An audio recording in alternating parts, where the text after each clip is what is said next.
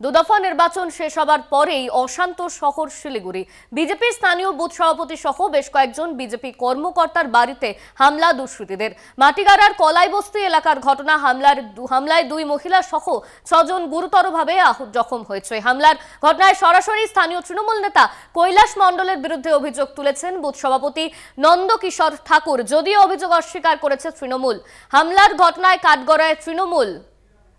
এই নিয়ে আমরা বিস্তারিত জানবো। আমাদের সঙ্গে রয়েছেন আমাদের প্রতিনিধি রীনা কুমার। রীনা, অভিযোগের তীর তৃণমূলের দিকে, ঠিক কি কারণে এই ঘটনা ঘটলো, কি জানা যাচ্ছে? একেবারে দেখুন, নির্বাচন শেষ হয়েছে শুক্রবার এবং তারপরেই এই ধরনের ঘটনা শিলিগুড়ির সংলগ্ন যে মাটিগড়া রয়েছে সেখানে কিন্তু মাটিগড়ার কলাই বস্তি এলাকায় রবিবার সন্ধ্যায় জানা যায় একদল দুষ্কৃতী বিজেপির স্থানীয় যে বুথ রয়েছে সেখানে সভাপতি নন্দকিশোর ঠাকুর সহ কয়েকজন বিজেপি কর্মকর্তার বাড়িতে হামলা চালায় এবং এরপরে কিন্তু বেশ কয়েকজন গুরুতরভাবে জখম হয়।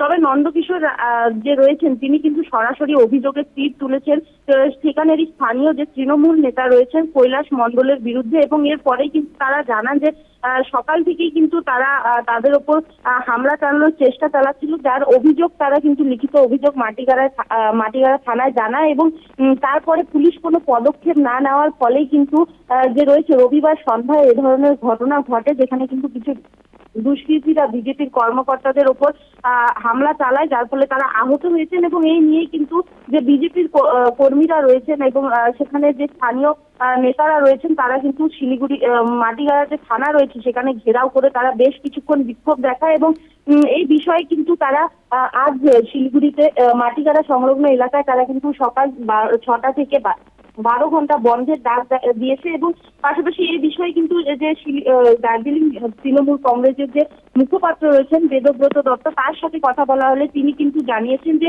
এগুলো স্থানীয় কিছু ঘটনা, তবে এগুলোতে কিন্তু বিজেপি যে রয়েছে তারা রাজনৈতিক রং দেওয়ার চেষ্টা করছেন বলেই কিন্তু তিনি মন্তব্য করেন। অনন্যা, ধন্যবাদ তোমায় রীনা। আমাদের সঙ্গে ছিলেন আমাদের প্রতিনিধি রীনা কুমার।